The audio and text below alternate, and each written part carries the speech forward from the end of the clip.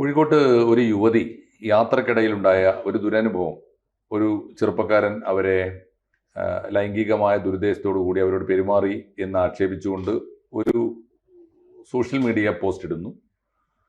ആ social media post വലിയ തോതിൽ വൈറലായി കഴിഞ്ഞപ്പോൾ ദീപക് എന്ന ചെറുപ്പക്കാരൻ ആത്മഹത്യ ചെയ്യുന്നു. ഇത് ഇന്ന് കേരളത്തിലെ ഏറ്റവും പ്രധാനപ്പെട്ട ചർച്ചാ വിഷയമാണ്. ഇത് ഉയർത്തുന്ന മലയാളിയുടെ മനോനിലയുടെ പ്രശ്നങ്ങൾ, അതോടൊപ്പം വ്യാപകമായി ഇത്തരം സംഭവങ്ങൾ ആവർത്തിക്കപ്പെടുന്ന ഒരു കേരളത്തിലെ സാമൂഹ്യ പ്രശ്നം, ഇത് കേരളത്തിൻ്റെ സാംസ്കാരിക മണ്ഡലത്തിൽ, കേരളത്തിൻ്റെ സാംസ്കാരികമായ ഭാവിയിൽ, കേരളത്തിൻ്റെ കുടുംബാന്തരീക്ഷത്തിൽ ഒക്കെ ഉണ്ടാക്കുന്ന പ്രത്യാഘാതങ്ങൾ, അതിനെക്കുറിച്ചാണ് ഇന്ന് കേരളം മുഴുക്കെ ചർച്ച ചെയ്യുന്നത്. നമ്മൾ ചർച്ച ചെയ്യുന്നു. ജ്യോതിർ ഘോഷ് സാറുണ്ട്, തീർച്ചയായിട്ടും പ്രശാന്ത് പ്ലാന്തോട്ടം ഉണ്ട്. സാർ, എങ്ങനെയാണ് ഈ ഒരു വിഷയത്തെ നമ്മൾ സമീപിക്കേണ്ടത്? അതായത് നമ്മുടെ കേരളം എന്ന സമൂഹം നേരിടുന്ന ഒരു അർബുദ സമാനമായ ഒരു രോഗത്തിൻ്റെ ഒരു പ്രകടമായ ഒരുപാട് ലക്ഷണങ്ങളിൽ ഏറ്റവും ഒടുവിലത്തെ ലക്ഷണമാണ് ഈ യുവതി പോസ്റ്റ് ഇട്ടതും ഈ യുവാവ് ആത്മഹത്യ ചെയ്തത്. ഇത് രണ്ടുപേരും ഒരർത്ഥത്തിൽ ഈ ഇരകളായിട്ട് നമ്മൾ ഇതിനെ കാണണം. ഈ യുവതിയെയും ഇരയാണ് കാണണം, പയ്യനും ഇരയാണ്. അപ്പൊ ഇതൊരു രോഗലക്ഷണമാണ്. ഇതിനെ നമ്മൾ കാണാതെ നമ്മൾ പോകരുത്. ഇതിൻ്റെ ഈ തുടർന്ന് പെട്ടെന്നുണ്ടാകാൻ പോകുന്ന ഒരു മാറ്റം എന്ന് പറയുന്നത്, ഇതിനകത്ത് ഏറ്റവും കൂടുതൽ ദുരിതം അനുഭവിക്കാൻ പോകുന്നത് സാമ്പത്തികമായിട്ട് പിന്നോക്കം നിൽക്കുന്ന പെൺകുട്ടികൾ,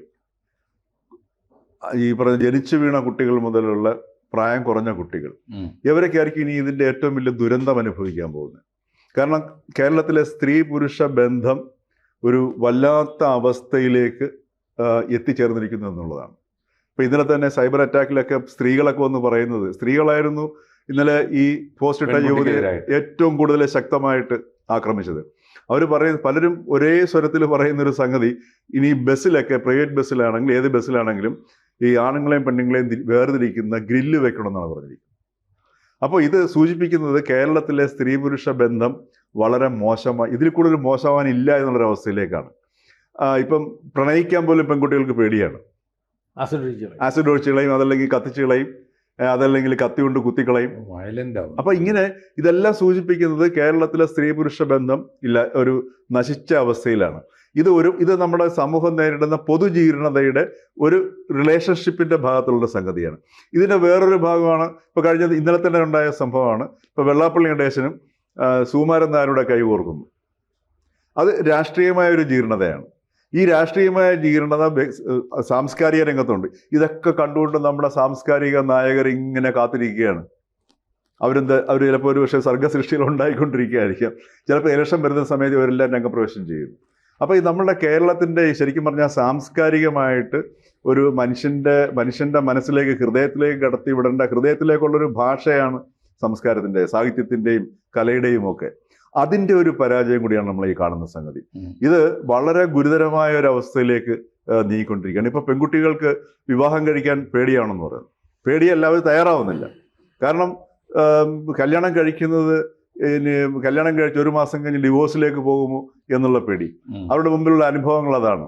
അപ്പൊ ഇത്തരത്തിലുള്ള സ്ത്രീ പുരുഷ ബന്ധം തകർന്ന് തരിപ്പണമായിട്ട് നിൽക്കുന്ന ഒരു വർത്തമാനകാല സാഹചര്യത്തിലാണ് ഇവിടെ നിൽക്കുന്നത്. ഇതിനെ എന്താണ് ഈ ഒരു സാഹചര്യം ഇങ്ങനെ വന്നതെന്ന് നമ്മൾ ആലോചിച്ച് നോക്കുമ്പോൾ, കേരളത്തിലെ മുഖ്യധാരാ മാധ്യമങ്ങളും കാഴ്ചപ്പാടില്ലാത്ത മാധ്യമ പ്രവർത്തനത്തിൻ്റെ അടിസ്ഥാന തത്വങ്ങൾ എന്താണെന്ന് തിരിച്ചറിയാൻ ശേഷിയില്ലാത്ത മാധ്യമ പ്രവർത്തകർ ഇതെല്ലാം തങ്ങൾക്കറിയാവുന്ന വിഷയമാണെന്ന രീതിയിൽ അത് കൈകാര്യം ചെയ്യുകയും, അവർ യോഗ്യതയില്ലാത്ത വ്യക്തികളെ, സാമൂഹികമായി ചിന്തിക്കാനുള്ള ശേഷിയോ അല്ലെങ്കിൽ മനുഷ്യനെക്കുറിച്ചോ ജീവിതത്തെക്കുറിച്ചോ ചിന്തിക്കാൻ ശേഷിയില്ലാത്ത വ്യക്തികളെ കൊണ്ട് അണിനിരത്തിയിട്ട് സാമൂഹ്യ നിരീക്ഷകൻ എന്നൊക്കെ പറഞ്ഞ് അവതരിപ്പിച്ചിട്ട് അവരിലൂടെ ഓരോ സാധനം അടിച്ചേൽപ്പിക്കുകയാണ്.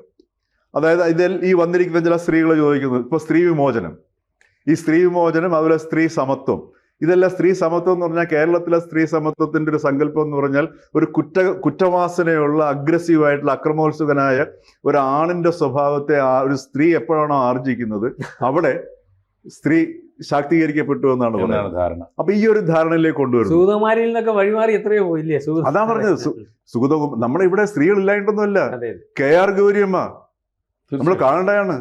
ഇപ്പൊ KR ഗൗരിയമ്മയായിട്ടൊക്കെ സംസാരിക്കപ്പെടുന്നുണ്ട്. അവരുടെ യൗവന കാലഘട്ടത്തിലൊക്കെ രാത്രിയിൽ 2 മണിക്ക്, അന്ന് സ്ട്രീറ്റ് ലൈറ്റ് ഒന്നും ഇല്ലാത്ത സമയമാണ്, വയലിന്റെ കരകൾ വരമ്പിലൂടെ നടന്നത് അദ്ദേഹം. അവരെ കാണാൻ ഭയങ്കര സുന്ദരിയായിരുന്നു. അവര് തന്നെ പറയും, ഫോട്ടോസ് കാണും.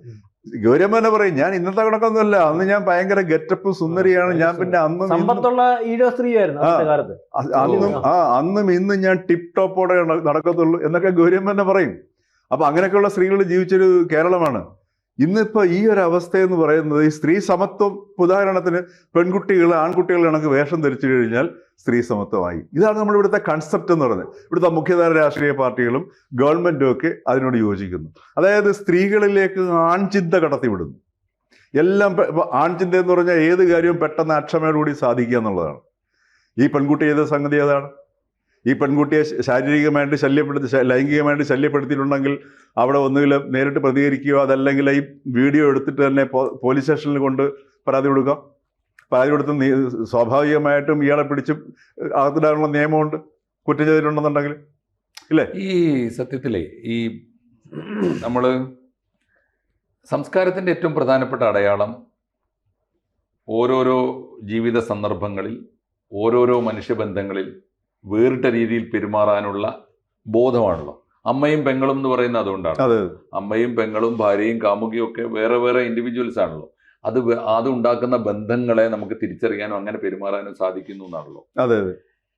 അത് തിരിച്ചറിയാൻ പറ്റാത്ത, അവനവനെ തന്നെ നിയന്ത്രിക്കാൻ പറ്റാത്ത, അവനവൻ്റെ ഈ ദേഹേച്ഛകളെ നിയന്ത്രിക്കാൻ പറ്റാത്തൊരു നിലവാരത്തിലേക്ക് ചെറുപ്പക്കാർ മാത്രമല്ല, ഇതിപ്പോൾ മുതിർന്നവർക്കും ഉണ്ട്, വലിയ തോതിലുണ്ട്. എങ്ങനെയാണ്, എന്താണ് കേരളത്തിന് സംഭവിച്ചിട്ടുണ്ടാവുക എന്നാണ് സംഭവിച്ചിട്ടുണ്ടാവുക എന്ന് പറയാം. ഈ ഒരു വിഷയത്തിനകത്ത് ഇപ്പോൾ സാറ് ചോദിച്ച ചോദ്യത്തിന് തുടങ്ങാം. ഈ ഒരു വിഷയത്തിനകത്ത് എൻ്റെ ഒരു അഭിപ്രായം ഞാൻ അത് കഴിഞ്ഞ് പറയും. സമൂഹത്തിൽ നിങ്ങളാരും വിചാരിക്കുന്നത് പോലെ ഞാനോ അല്ലെങ്കിൽ നിങ്ങളാരും വളർന്നു വരുന്ന അല്ലെങ്കിൽ സമൂഹത്തിൽ കാണുന്ന ഒരു കാഴ്ചപ്പാടല്ല ജനം വരുന്നത്. സമൂഹത്തിൽ ഇറങ്ങി ആരും നിൽക്കുന്നില്ല. സമൂഹത്തിൽ ഇറങ്ങി നിന്ന് സമൂഹത്തെ പഠിക്കുമ്പോഴത്തേന് ഈ മാതിരിയുള്ള പ്രശ്നങ്ങൾ മൊത്തം തീരുമെന്നാണ് എൻ്റെ അഭിപ്രായം. കാരണം സമൂഹത്തിൽ ഇറങ്ങി നിൽക്കുന്ന ഒരാൾക്ക് പറ്റുമെന്ന് പറഞ്ഞാൽ, സമൂഹം എന്ന് പറയുന്നത് എന്തോ ഓരോ സ്വഭാവം ഓരോ രീതികളുള്ള വിവിധ ആൾക്കാർ, അത് നമുക്ക് മനസ്സിലാക്കി നമ്മളത് പരിചയപ്പെട്ട് മുന്നോട്ട് പോകുന്ന ഒരു അവസ്ഥ ഉണ്ടാവണം. അപ്പം ഇതൊന്നും അല്ല സാറേ. മുതിർന്നവർ എന്ന് പറയുന്നത് ചിലപ്പോൾ സാറേ ഈ പറയുന്നത് പോലെ ഒരു 40-45 വയസ്സുള്ളവരായിരിക്കും. അതിനും മുതിർന്നവരാണെങ്കിൽ ഇപ്പം ഈ അഹമ്മദ് മാഷിൻ്റെ കൂട്ട് സാറിൻ്റെ കൂട്ടൊക്കെ ഉള്ളവരാണെങ്കിൽ എന്ത് കണ്ടാലും അതിനകത്ത് വിവിധ തരം ചിന്തിക്കും. ഇപ്പോൾ ഉള്ള ആൾക്കാർ അങ്ങനെയല്ല, ഇപ്പം ചിന്തിക്കുന്നില്ല. അതിനകത്തുനിന്നുള്ള അപകടം വന്നാൽ എനിക്ക് തോന്നുന്നു. രണ്ടാമത് ഇതിനകത്തെന്ന് പറഞ്ഞാൽ ഇപ്പോൾ സെലിബ്രിറ്റി ആവാൻ നടക്കുക എല്ലാവരും. ഓസിന് സെലിബ്രിറ്റി. ഒരാൾ സെലിബ്രിറ്റി ആവുന്നത് എങ്ങനെയാണ്? ഒരു ചിലപ്പോൾ കവികൾ വളരെ കഷ്ടപ്പെട്ട് കൊല്ലങ്ങളായിട്ട് കവിത എഴുതിയിട്ട് അതിനകത്ത് സമ്മാനം കിട്ടുമ്പോഴേ ജനശ്രദ്ധിക്കപ്പെടുന്ന, അല്ലെങ്കിൽ കവിത വായിച്ചിട്ടായിരിക്കും, അല്ലെങ്കിൽ സിനിമയ്ക്കകത്ത് വളരെ എന്ന് പറഞ്ഞത്. ഇപ്പോൾ ഇതിനകത്ത് പറഞ്ഞാൽ എനിക്കൊരു ഫേസ്ബുക്ക് ഉണ്ടെങ്കിൽ, ഒരു വാട്സപ്പ് ഉണ്ടെങ്കിൽ, ഞാൻ രാവിലെ എണീറ്റ് ഒരു കൂളിംഗ് ഗ്ലാസ് ഒക്കെ വെച്ചിട്ട് ഇന്നൊരു ചുവന്നുടുപ്പിടുന്നു, നാളെ ഒരു വെള്ളയുടുപ്പിടുന്നു, ഇങ്ങനെ കൊടുക്കുമ്പോൾ കുറേ ലൈക്ക് കിട്ടുക. ഇപ്പം ഏത് രീതിയിൽ നമ്മളെ ആൾക്കാർ ശ്രദ്ധിക്കാൻ തുടങ്ങുന്നു ഉള്ള ഒരവസ്ഥയിലേക്ക് കാര്യങ്ങൾ കൊണ്ടു. അപ്പോൾ ഏറ്റവും കൂടുതൽ സാറി പറഞ്ഞതുപോലെ അരാജകത്വം ഉള്ള ഒരു ഫീൽഡാണ് ലൈംഗിക അരാജകത്വം. അപ്പോൾ ഈ പെൺകുട്ടി വണ്ടിയെ കയറുന്നു. ഈ വണ്ടിയെ കയറുമ്പോൾ ഞാൻ ഈ വീഡിയോ കണ്ടതാണ്. ഈ പെൺകുട്ടി കയറുന്നു. ഈ പെൺകുട്ടി നിൽക്കുന്നതിന് നേരെ ഒരുതായിട്ട് അവൻ നിൽക്കുന്നത്. കാരണം ഞാനിങ്ങനെ വണ്ടിയെ പോകും, വണ്ടിക്കകത്ത് എല്ലാം ഇറക്കൊണ്ട് ഇയാളെ ഈ പെൺകുട്ടിയെ ഈ മരിച്ചുപോയ മനുഷ്യൻ ശ്രദ്ധിക്കുന്ന പോലുമില്ല ആ വീഡിയോസ് ഒന്നും വരുന്നത്. അപ്പം ഇവരുടെ മാറിടത്തിൽ ഇയാളുടെ മുട്ട് കൊള്ളുന്ന രീതിയിൽ പരുവത്തിന് നിന്ന് കൊടുത്തോണ്ട് ക്യാമറയ്ക്കകത്ത് എടുക്കുക, മാറി, മനസ്സിലാവുന്നുണ്ട്. അപ്പൊ എന്നിട്ട് നിങ്ങൾ ഇതിനകത്ത് അപ്പം അതിനകത്ത് ഉദ്ദേശിക്കുന്ന വേറെ ഒന്നുമല്ല. ഇതിനകത്ത് അയാൾ കാണിക്കുന്ന ചേഷ്ടയല്ല, ഇവളുടെ മുഖം ലോകത്ത് കാണണം. അതിന് ഏറ്റവും കൂടുതൽ ആളുകൾ കാണണമെങ്കിൽ ഇതുപോലത്തെ ഉള്ളൊരു കുത്സിതം ഉണ്ടാവണം. ആ കുത്സിതത്തിനാണല്ലോ ഇവിടെ. അപ്പം അത് സെലിബ്രിറ്റി ആവാൻ വേണ്ടിയുള്ള ശ്രമം നേരത്തെ സംഭവിച്ചിട്ടുണ്ട്. ഇത് മാത്രമല്ല, നേരത്തെ സംഭവിച്ചിട്ടുണ്ട്, പല പെൺകുട്ടികൾ ചെയ്യുന്നുണ്ട്. സാറി ചോദിച്ചതുപോലെ ചെയ്യേണ്ടതെന്ന് പറഞ്ഞാൽ അവിടെ പ്രശ്നമുണ്ടാക്കിയ വണ്ടിക്കകത്ത് പ്രശ്നമുണ്ടാക്കി വണ്ടി നിർത്തിയാൽ ഇയാളെ അന്നേരം തന്നെ ആ വണ്ടിക്കകത്തു നിന്നുള്ള ആൾക്കാർ ഇപ്പോഴത്തെ അറിയാമല്ലോ, പോലീസ് സ്റ്റേഷനിൽ കൊണ്ടുപോയി കേസെടുപ്പിക്കും. യാഥാർത്ഥ്യമാണ്. കേസെടുത്താൽ ഇവന് ഈ അപകടം പറ്റത്തുമില്ല. പോലീസ് കേസെടുത്തതിൻ്റെ വേണ്ട രീതി വരുമ്പോൾ ഇവന് പെട്ടെന്ന് മാനസികമായിട്ട് ഇവൻ ഒരുപക്ഷെ സമൂഹത്തിൽ ഇതുവരെ ജീവിച്ചത് ആരെ കൊണ്ട് ഒരു പേരുദോഷവും പറയിക്കാതെ ഒരു മാന്യനായ മനുഷ്യനായിട്ടായിരിക്കും. അപ്പം നാളെ കാലത്തിന് മറുപടി പറയേണ്ടി വരത്തില്ലേ? അല്ലെങ്കിൽ മറുപടി പറയുമ്പോൾ എത്ര പേര് വിശ്വസിക്കും? 100 പേരിൽ 50 പേരും ചെയ്തു കാണും. അതിനും ഞാൻ ആദ്യം പറഞ്ഞ കാര്യം, അതിനെ മറികടക്കാനുള്ള മാനസികാവസ്ഥ ഇയാൾക്കില്ല. സമൂഹത്തിൽ ഇറങ്ങി ഇത്തരത്തിലൊരു ചെറിയ അപമാനം വരുമ്പോഴേക്ക്, അല്ലെങ്കിൽ ഒരു ചെറിയ ഒരു ചലഞ്ച് വരുമ്പോഴേക്ക് ആത്മഹത്യയിൽ ഉടനെ പോയി അഭയം തേടുന്ന ഒരു മനസ്സ് കേരളം രോഗാതുരമാണ് എന്ന് പറയുന്നത് നമ്മളിപ്പോൾ ആരോഗ്യ നിലവാരത്തിൽ എവിടെ നിൽക്കുമ്പോഴും മറിച്ച് ചോദിക്കുന്ന ഒരു ചോദ്യം ഉണ്ടല്ലോ, സാറൊക്കെ എപ്പോഴും ചോദിപ്പിക്കുന്ന ഒരു ചോദ്യമാണ്, ആത്മഹത്യയിൽ നമ്മൾ എവിടെ നിൽക്കുന്നു, ആ നിരക്കും നമ്മൾ കൂടുതലാണ്.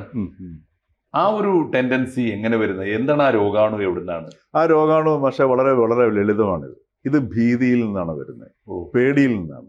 ഈ പേടിയാണ് സകല വൈകൃതങ്ങളുടെയും ആധാരം. ഉദാഹരണത്തിന് 80 വയസ്സായ ഒരു മനുഷ്യൻ രാഷ്ട്രീയത്തിൽ നിൽക്കുന്നു. ആ രാഷ്ട്രീയത്തിൽ നിൽക്കുന്ന മനുഷ്യന് വീണ്ടും അധികാരത്തിനോട് ആർത്തി വരുന്നു.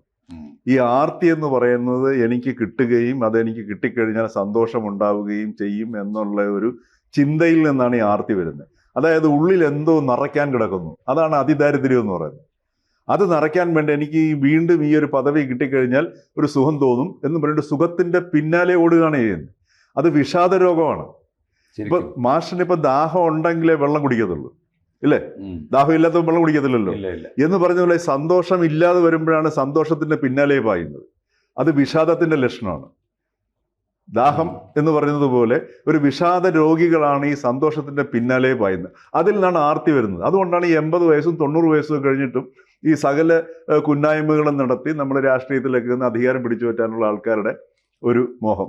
ഒരു ജീവിതകാലം കിട്ടിയിട്ട് 80 വർഷം കഴിഞ്ഞിട്ടും ജീവിതത്തിന്റെ ഒരു ഭംഗി എന്താണെന്ന് അറിയാത്ത മനുഷ്യരാണ്. കാര്യം അപ്പോഴും സന്തോഷത്തിന്റെ പിന്നാലെ ഓടുന്നതുകൊണ്ടാണ് ഈ തോന്നുന്ന സാധനം. ഇത് തന്നെയാണ് ഇവിടെയൊക്കെ സംഭവിക്കുന്നത്. ഭീതിയാണ്. അപ്പൊ ഇന്ന സംഗതി വന്നു കഴിഞ്ഞാൽ ഞാൻ ഒന്നും അല്ലാതായി പോകും എന്നുള്ളൊരു ഭീതി. അപ്പൊ അതിൽ നിന്ന് രക്ഷപ്പെടാനായിട്ട് പെട്ടെന്നൊരു സൊല്യൂഷൻ. ഇപ്പൊ ഈ പെൺകുട്ടി കാണിച്ചില്ലേ, പെട്ടെന്ന് എനിക്ക് വ്യൂസ് വേണം.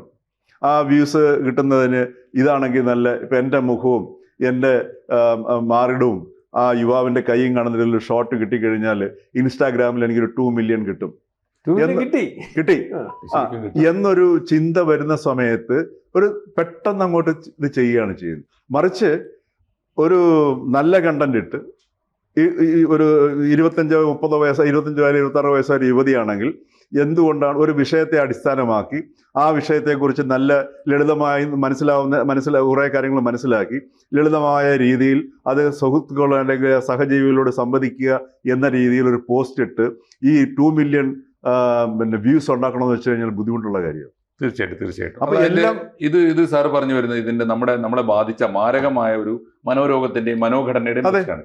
ഇതിനകത്തൊരു സാമൂഹ്യ പ്രശ്നം കൂടി ഇല്ലേ? സ്ത്രീ പുരുഷ വിഷയങ്ങളിൽ ഇപ്പോ ഈ ലിംഗാധിഷ്ഠിതമായ ഇഷ്യൂസിൽ അനാവശ്യമായ ഭീതി, സാർ ഈ പറഞ്ഞ ഭീതി, അല്ലെങ്കിൽ ഒരുതരം നമ്മൾ കൃത്രിമമായി വളർത്തിയെടുത്ത കുറെ കാലം ചരിത്രപരമായി തന്നെ വളർത്തിയെടുത്ത ഒരുതരം അകൽച്ച. ആണും പെണ്ണും ഒരു വീട്ടിനകത്ത് ആങ്ങളെയും പെങ്ങളും കഴിയുന്നത് പോലെ എന്തുകൊണ്ടാണ് ഒരു ക്ലാസ് റൂമിൽ കഴിഞ്ഞുകൂടാത്തത്? എന്തുകൊണ്ടാണ് ഒരുമിച്ചൊരു സമൂഹത്തിൽ കഴിഞ്ഞുകൂടാത്തത്? എന്തുകൊണ്ടാണ് ഒരു വാഹനത്തിൽ യാത്ര ചെയ്തുകൂടാത്തത്? അങ്ങനെ ഒരു ആണും പെണ്ണും സഹോദരങ്ങളായി ഒരുമിച്ച് കഴിയാവുന്ന ഒരു സാമൂഹ്യ സ്ഥിതി നമ്മൾ ചരിത്രപരമായി തന്നെ ഉണ്ടാക്കിയെടുക്കാത്തതിന്റെ ഒരു ഉത്തരവാദിത്വം അത് നമ്മുടെ ഇവിടുത്തെ ഈ നായകരെന്ന് പറയുന്ന ഈ പറഞ്ഞ പോലെ ഇപ്പൊ നമ്മുടെ വീട്ടിനകത്ത് അന്തരീക്ഷം എടുത്ത് നോക്കുക. വീട്ടിനകത്ത് അന്തരീക്ഷം എടുത്ത് നോക്കിക്കഴിഞ്ഞാൽ ഇപ്പൊ ഈ വിവാഹം കഴിക്കാൻ താല്പര്യമില്ല എന്ന് പറയുന്ന പെൺകുട്ടികളോട് സംസാരിച്ച് നോക്കുക. അപ്പൊ അവര് പറയുന്നത്, ഞാൻ എൻ്റെ ദാമ്പത്യ ജീവിതത്തിന്റെ എൻ്റെ മുമ്പിലുള്ള ഉദാഹരണം എൻ്റെ അച്ഛനും അമ്മയും റോൾ മോഡൽ, എൻ്റെ റോൾ മോഡൽ. അവരുടെ കണക്ക് എനിക്കൊരു ജീവിതം നയിക്കാൻ താല്പര്യമില്ല. അവരുടെ സംഘർഷവും അടിയും ഇടിയും വാതിലടപ്പും ചവിട്ടിപ്പൊളിക്കലും എല്ലാം കണ്ട് ഞാൻ അനുഭവിച്ചവരെ എനിക്കറിയാം. അതുകൊണ്ട് അതേപോലൊരു ജീവിതം വേറൊരു കുഞ്ഞിന് കൊടുക്കാൻ ഞാൻ താല്പര്യപ്പെടുന്നില്ല. സിമ്പിൾ, ഇല്ലേ? എന്നിട്ട് ഇത് കഴിഞ്ഞിട്ട് ഡ്രോയിങ് റൂമിൽ നമ്മൾ ടെലിവിഷൻ ഓൺ ചെയ്ത് കഴിഞ്ഞാലോ 24/7 കേൾക്കുന്ന ചർച്ചകൾ ഈ സാധനങ്ങളാണ്. അതായത് ഒരു പെൺകുട്ടി 35 വയസ്സ് കഴിഞ്ഞ ഒരു പെൺകുട്ടിയോട് ഈ വിവാഹത്തിന് അവള് സമ്മതമേ അല്ല, അവളെ എന്നെ നിർബന്ധിച്ച് ഏൽപ്പിച്ചിട്ട് ഞാൻ അവളോട് സംസാരിച്ചപ്പോൾ അവള് ചോദിച്ച ചോദ്യം ഇതാ, why should I B A slave? Yes. കാരണം അവള് സ്വന്തം അമ്മ ഒരു അടിമയായി ജീവിക്കുന്ന അവള് കാണുന്നുണ്ട്. അപ്പൊ മാത്രമല്ല ആ ഒരു കൺസിഡറേഷൻ എന്താണ് സ്ത്രീ പുരുഷ ബന്ധത്തിന്റെ രസാത്മകത, അതിന്റെ ഭംഗി, ഇതൊരു ഇന്നത്തെ കേരളത്തിലെ കുട്ടികൾക്ക് അവരുടെ രക്ഷിതാക്കളിലേക്കോ വീട്ടിനകത്തേക്കോ നോക്കിയിട്ട് കിട്ടുന്നില്ല. പിന്നെ എങ്ങനെ സൊസൈറ്റിയിൽ നല്ല ബന്ധം ഉണ്ടാവുക? അപ്പൊ അതിന് സഹായകരമായ അന്തരീക്ഷം അവിടെയാണ് ഞാൻ പറഞ്ഞ മാധ്യമപ്രവർത്തകർ എന്ന് പറഞ്ഞു കഴിഞ്ഞാൽ ഇന്ന് ഒരു സാധാരണ വ്യക്തിക്ക് ഒരു അറ്റോമിക് സയന്റിസ്റ്റിനുണ്ടാകേണ്ട സൂക്ഷ്മ ദൃഷ്ടിയേക്കാൾ മുകളിൽ നിൽക്കുന്ന ദൃഷ്ടി ഉണ്ടെങ്കിൽ ഇന്നത്തെ ഈ AI യുഗത്തിൽ ഒരു മാധ്യമപ്രവർത്തകന് നല്ല യഥാർത്ഥ മാധ്യമപ്രവർത്തനം പറ്റുള്ളൂ. കൂട്ടത്തിലൊന്ന് ഇപ്പൊ സാറ് പറഞ്ഞു വന്നപ്പോൾ ഒരു കാര്യം നമ്മൾ ഓർക്കേണ്ടത്, എനിക്ക് തോന്നിയത്, നമ്മൾ ഈ പാടിപ്പുകഴ്ത്തുന്ന നമ്മുടെ കുടുംബ ജീവിതത്തിന്റെ മഹിമയുണ്ടല്ലോ, അത് പലപ്പോഴും പ്രണയശൂന്യമായ കുടുംബങ്ങളായി തീരുമ്പോൾ വരണ്ട സ്ഥാപനങ്ങളായി എസ്റ്റാബ്ലിഷ്മെന്റുകളായി മാറുമ്പോൾ അതെ. അത് വരും തലമുറയ്ക്ക് ഏറ്റവും തെറ്റായ മാതൃകകളായി തീരുന്നുണ്ട്. തീർച്ചയായിട്ടും അല്ലേ? പക്ഷേ ഏറ്റവും ഒരു പ്രമുഖ സാഹിത്യകാരി പറയുന്നു, മാതൃത്വത്തെ ഇവിടെ അങ്ങ് വല്ലാണ്ട് ഉയർത്തിക്കാട്ടുന്നു. എനിക്ക് അങ്ങനെ അമ്മയാകാനുള്ള ആഗ്രഹങ്ങളൊന്നും എനിക്കില്ല, ഞാൻ അങ്ങനെ ആയിപ്പോയതാണ് ഞാൻ കണ്ടു. എന്ന് പറയുമ്പോൾ ഒന്ന് നമ്മൾ ആലോചിക്കേണ്ട സാധനമാണ്. അവിടെയാണ് നമ്മൾ വീണ്ടും നമ്മൾ പോകുന്നത് ഒസാമ ബിൻ ലാദനിലേക്ക് പോകുന്നത്, ഹിറ്റ്ലറിലേക്ക് പോകുന്നത്, ചാർലി ചാപ്ലിനിലേക്ക് പോകുന്നത്. സ്ത്രീ എവിടെയാണ്? വേറൊന്നും വേണ്ട, അജ്മൽ കസം ബോംബെയിൽ വന്ന് 166 പേരെ അല്ലെ വെടിവെച്ച് വന്നു 19ാമത്തെ വയസ്സിൽ. അവന്റെ അമ്മ ജീവിത സാഹചര്യങ്ങൾ കൊണ്ട് അസ്വസ്ഥമായിരുന്നു. 15 വയസ്സോ 13 വയസ്സോ ഉള്ള കുട്ടിയെ തൻ്റെ മകനെ ചേർത്ത് പിടിച്ച് അവന് വാത്സല്യം കൊടുക്കാനോ സ്കൂളിൽ പറഞ്ഞയക്കാനോ പറ്റുന്നില്ല. അവൻ തീവ്രവാദികളുടെ ക്യാമ്പിൽ പോയി. ഒരു രാത്രിയിൽ മുംബൈ നഗരത്തിൽ വന്ന് 165 പേരെ വെടിവെച്ച് കൊന്നു. അജ്മൽ കസം, പാകിസ്ഥാൻകാരൻ. അപ്പൊ അസ്വസ്ഥമാകുന്ന അമ്മമാർ എവിടെയുണ്ടോ അതിൽ നിന്നും ഇത്തരത്തിലുള്ള സന്തതികൾ സമൂഹത്തിലേക്ക് വരും. അപ്പൊ ഇത്തരത്തിലുള്ള സ്ത്രീകളെ അസ്വസ്ഥമാക്കുക എന്നുള്ളതാണ് കേരളത്തിലെ സ്ത്രീ ശാക്തീകരണത്തിന്റെ ഒരു മാതൃകയായിട്ട് ഇവിടുത്തെ മാധ്യമപ്രവർത്തകരും ബുദ്ധിജീവികളും സാംസ്കാരിക നായകരും ഒക്കെ കാണുന്നെന്നുള്ളതിൻ്റെ പ്രതിഫലനങ്ങളാണ് ഈ കാണുന്ന ഈ ദീപകിന്റെ മരണത്തിലേക്ക് നയിച്ചതും ഈ മരണത്തിലേക്ക് നയിക്കാൻ കാരണമാകുന്ന രീതിയിൽ ആ പെൺകുട്ടിയെ കൊണ്ട് പെട്ടെന്ന് ചുളുവിന് കാര്യങ്ങൾ നടത്തുക എന്നുള്ള രീതിയിലേക്ക് സാധാരണ സ്ത്രീകൾ അങ്ങനെ ചിന്തിക്കുന്നില്ല. ഒരു ഓപ്പറേഷൻ എന്താണ് ഇനി സാധ്യതയുള്ളത് നമ്മുടെ മുമ്പിൽ? ഇവിടെ നമ്മൾ ഞാൻ പറഞ്ഞു, ഇത് തിരിച്ചറിയാൻ ശേഷിയുള്ള വ്യക്തികൾ ഉണ്ടാവും. മാധ്യമപ്രവർത്തകർ ഇല്ലാതായി പോകുന്നു. വളരെ സിമ്പിളായിട്ടുള്ള ഒരു ചോദ്യം ഭാഷ ഞാൻ ചോദിക്കുക. ഇപ്പോൾ ഉദാഹരണത്തിന് എനിക്ക് വയറിനൊരു അസിഡിറ്റി ഒരു സംഗതിയുണ്ട്. ഒരു ആയുർവേദ ഡോക്ടർ പറഞ്ഞു പാളയന്തോടൻ ഇതര പഴങ്ങളൊക്കെ കഴിച്ചോളൂ എന്ന് പറഞ്ഞു. അപ്പൊ എനിക്ക് പാളയന്തോടൻ പഴയാന്ന് തിരിച്ചറിയണ്ടേ? മതേതരത്വം എന്ന് പറയുന്നത്, മതം എന്താണെന്ന് അറിയാതെ മതേതരത്വം തിരിച്ചറിയാൻ പറ്റും? ഇവിടുത്തെ കേരളത്തിലെ ഏതെങ്കിലും ഒരു മുഖ്യധാര ഈ കൊടിവെച്ച മാധ്യമപ്രവർത്തകരോട് ചോദിച്ചു നോക്കൂ, സുഹൃത്തെ അങ്ങയെ സംബന്ധിച്ച് എന്താണ് മതം?